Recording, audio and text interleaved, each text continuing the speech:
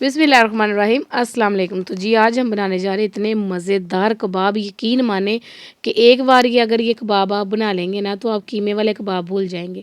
यहाँ सबसे पहले हमने ले लिए 4 अदद आलू, इसको हमने क्यूब्स में कट कर लेना है, ठीक है। और कट करने के बाद हमने इसे चॉपर में अच्छी तरीके से चॉप कर लेना है। अगर आप लोगों के पास चॉपर नहीं है तो आपने वीडियो छोड़ के भाग नहीं जाना, आप इसको जैसे हम कद्दूकश करते हैं ना गाजरों को, उस तरीके से आपने ना कद्दूकश कर लेना है। इसको मैं चॉपर में डाल के तो इसको अच्छे तरीके से चॉप कर लेंगे, ठीक है। अब इसको हमने ले लेनी एक प्लेट और इसके ऊपर हमने रख लेना है एक रोटी लपेटने वाला रुमाल, ठीक है, साफ़। अगर आपके पास मखमल का कपड़ा है तो आप वो भी यूज़ कर सकते हैं। इसके अंदर हमने अपने तमाम आलू वाले बैटर को डाल के ना अच्छे तरीके से ना इसको खुश्क कर लेना है। इसका पानी सारा हमने रिमूव कर लेना है, ठीक है ना। और आपने इस पानी को ज़ाया नहीं करना। या हमने अच्छे तरीके से ना ये देखें हाथों की मदद से ना ज़ोर ज़ोर से ये आलूओं का तमाम पानी निचोड़ लेना है, ठीक है।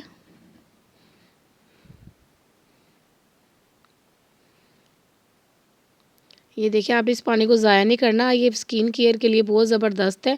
आप इसको एज अ रेमेडी भी यूज़ कर सकते हैं, ठीक है।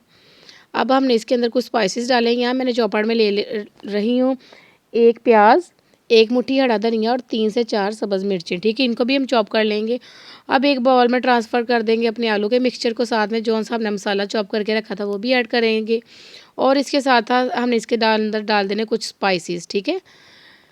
मोटी कुटी लाल मिर्च, सब्ज़ मिर्च तो हमने पहले ऐड कर दी थी, लाल मिर्च, और उसके बाद नमक और थोड़ा सा चाट मसाला। अब इसकी बाइंडिंग के लिए हमने लेना है 2 टेबलस्पून कॉर्नफ्लावर, 2 टेबलस्पून ही हमने इसके अंदर ऐड कर देना है मैदा। अगर आप आलू ज़्यादा यूज़ कर रहे हैं तो आप कॉर्नफ्लावर की और मैदे की क्वांटिटी को बढ़ा लीजिएगा, ठीक है। इसके साथ ही हमने बाइंडिंग के लिए करना है एक अंडा इसके अंदर ऐड। अंडा ऐड करने के बाद हमने इन तमाम चीज़ों को अच्छे तरीके से मिक्स कर लेना है, ठीक है। जब आपने ये बैटर रेडी कर लेना ना, फ़ौरन आपने कबाब बनाने हैं। आपने इसको 1 मिनट का भी रेस्ट नहीं देना, ठीक है। अदरवाइज़ आलू फिर मज़ीद अपना पानी छोड़ देंगे। इसलिए मैंने साथ साथ ये कबाब बनाए और साथ साथ ही हमने इसको ऐड करते जाना है ऑयल में।